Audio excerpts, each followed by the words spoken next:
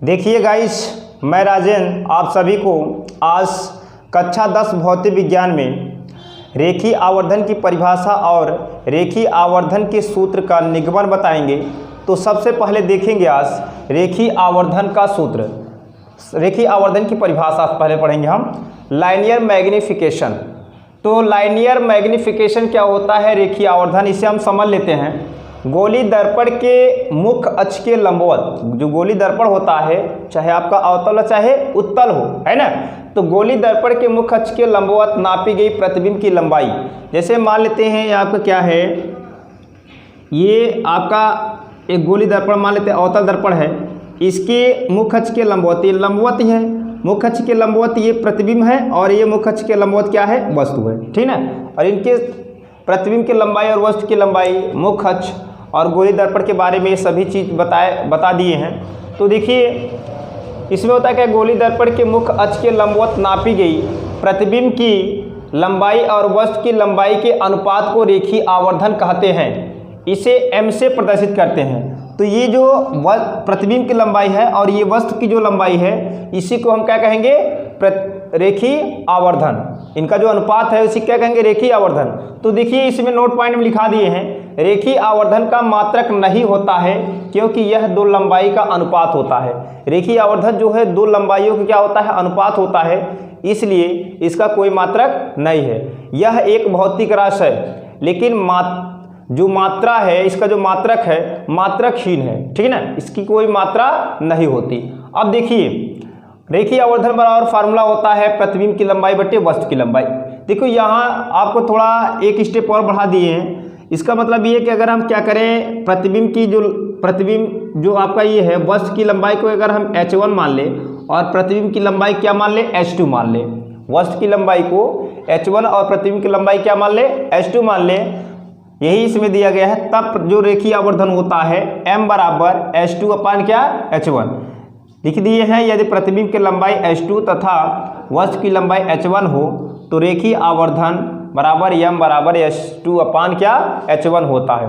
अब हम देखेंगे रेखीय आवर्धन के लिए सूत्र का निगमन।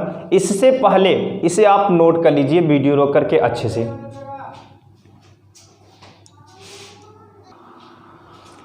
देखिए गाइस, रेखीय आवर्धन के लिए सूत्र अब हम स्थापित करवाएंगे।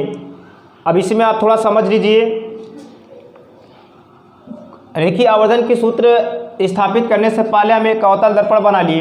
अवतल दर्पण क्या है, दर्पण का ध्रुव क्या होता है, मुख्य फोकस क्या है, वक्रता त्रिज्या या तो आप वक्रता केंद्र क्या होता है, ये सब चीज़ें आपको बता दिया गया है। तो देखिए इसमें हम करते क्या हैं, सबसे पहले हम देखिए एक अवतल दर्पण बना लिए, M1 M2 एक अवतल दर्पण बना लिए और जिसका ध्रुव P और मुख्य फोकस यहाँ आपका F है, वक्रता केंद्र C है, ठीक ना। अब यहाँ देखिए ये मुख्य अक्ष है आपका, इस मुख्य अक्ष के लंबवत एक वस्तु AB रखी है, ठीक ना, जिसका उल्टा वह वास्तविक प्रतिबिंब A' B' क्या होता है, प्राप्त होता है, ठीक ना। और ये भी बताया गया है कि जब प्रकाश किरण मुख्य अक्ष के लंबवत चलती है तो परावर्तन के पश्चात हमेशा मुख्य फोकस होकर जाती है, और जब प्रकाश किरण वक्रता के C से होकर जाती है तो परावर्तन के पश्चात अपने ही मार्ग में वापस लौट आती है। और जब प्रकाश किरण क्या करते हैं, मुख्य फोकस से होकर गुजरती है तो परावर्तन के पश्चात मुख्य फोकस के समांतर मुख्य अक्ष के समांतर हो जाती है। तो ये प्रतिबिंब बनाने के या प्रतिबिंब के निरूपण में आपको बताया गया ये सब चीज़ें। तो अब हम यहाँ से देखिए रेखीय आवर्धन के लिए सूत्र स्थापित करेंगे। तो सबसे पहले मान लेंगे, माना M1 M2 एक अवतल दर्पण है जिसका ध्रुव P, मुख्य फोकस F तथा वक्रता केंद्र C है। दर्पण के मुख्य अक्ष पर एक वस्तु AB स्थित है जिसका उल्टा तथा वास्तविक प्रतिबिंब A' B' बनता है। वस्तु की लंबाई AB h1, प्रतिबिंब की लंबाई A' B' बराबर माइनस क्या है, h2 है। तो देखिए अब माने हैं, अब प्रतिबिंब के परिभाषा में भी आपको लिखा दिए थे कि ये आपका क्या है, जो प्रतिबिंब की लंबाई है उसे h2 से दिखाते हैं और वस्तु की लंबाई को कहाँ दिखाते हैं, h1 से दिखाते हैं। तो अब यहाँ दर्पण के ध्रुव से प्रतिबिंब की दूरी जो है, दर्पण के इस दर्पण के ध्रुव से यहाँ तक जो प्रतिबिंब की दूरी है क्या है, -v है, और दर्पण के ध्रुव से वस्तु की दूरी यहाँ से यहाँ तक की दूरी क्या है, पी बी बराबर माइनस यू। अच्छा, माइनस यू और माइनस वी, और यहाँ देखिए माइनस एच टू। ऐसा क्यों? क्योंकि जो आपका चिन्ह परिपाटी बताए थे उसके अनुसार ये क्या है, ऋणात्मक होते हैं। चिन्ह परिपाटी के अनुसार ये सब क्या ऋणात्मक होती है। ये दर्पण के ये दर्पण है, दर्पण का ये ध्रुव है, दर्पण के ध्रुव के बाईं तरफ नापी गई दूरी जो होती है ऋणात्मक होती है, और दर्पण के दाईं तरफ मतलब दर्पण के राइट में जो भी दूरी नापते हैं वो क्या होता है आपका धनात्मक में होती है, ठीक ना। और ये जो मुख्य अक्ष है, मुख्य अक्ष के ऊपर जो भी लंबाई होती है वो धनात्मक में ली जाती है, और मुख्य अक्ष के नीचे जो भी लंबाई होती है वो क्या होती है, ऋणात्मक होती है। उसके अनुसार ये क्या है, ऋण में रखे गए हैं, ठीक ना।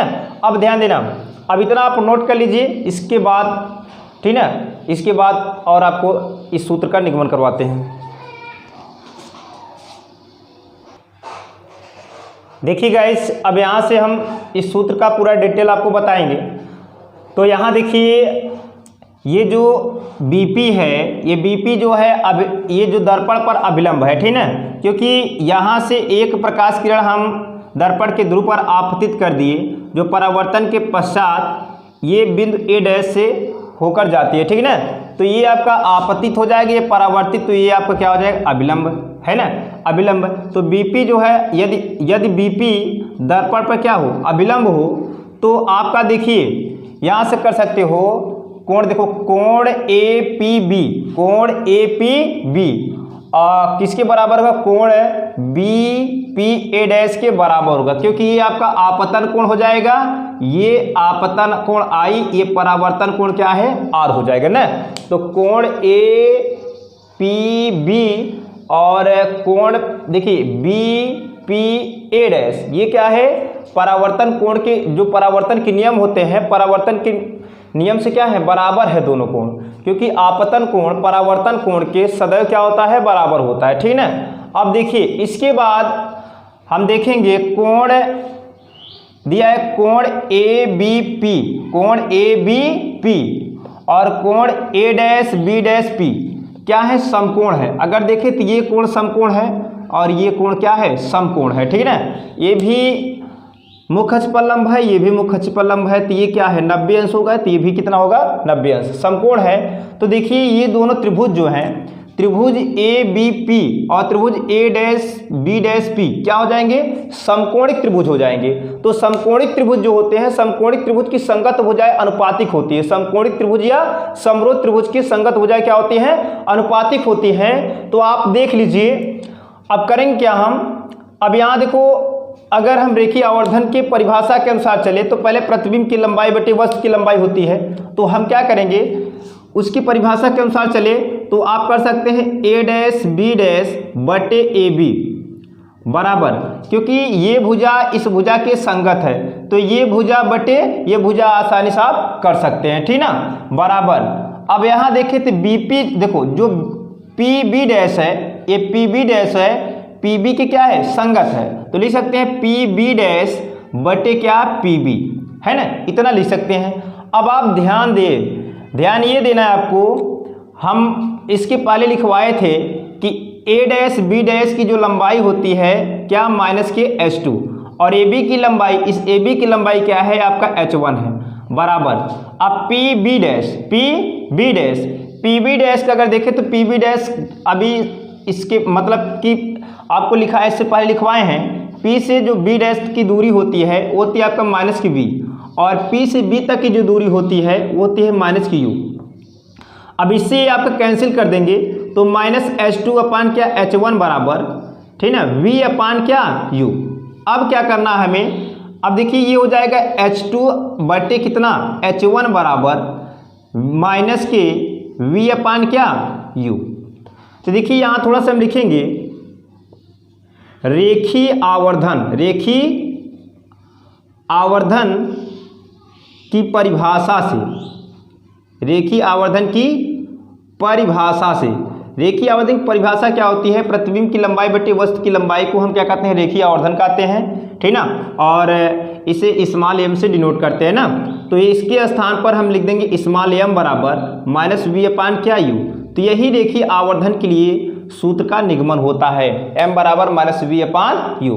तो देखिए रेखीय आवर्धन जो है अवतल और उत्तल दोनों दर्पणों के लिए यही होगा, लेकिन अंतर इतना है कि रेखीय आवर्धन जो होता है उत्तल के लिए धनात्मक होता है और हमेशा एक से क्या होता है, कम होता है। उत्तल दर्पण के लिए भी रेखीय आवर्धन का सूत्र ही होगा, और ध्यान देना वो हमेशा क्या होता है, धनात्मक होता है और एक से क्या होता है, कम होता है। नोट पॉइंट में आप लिख लेना, तो आप चाहे तो हम बोल दे रहे हैं, आप नोट पॉइंट में लिख लीजिए। उत्तल दर्पण के लिए भी रेखीय आवर्धन का सूत्र यही होगा, लेकिन धनात्मक व एक से कम, धनात्मक व एक से कम। तो अब इस वीडियो को यहीं से समाप्त करते हैं। दोस्तों इस वीडियो को अच्छे से आप रोक करके नोट कर लीजिए। ये आपके एग्ज़ाम में 2 नंबर का क्वेश्चन बनता है रेखीय आवर्धन के सूत्र के निगमन पर, तो आप इसे अच्छे से तैयार करिए जिससे आपको आसानी से 2 नंबर मिल सके।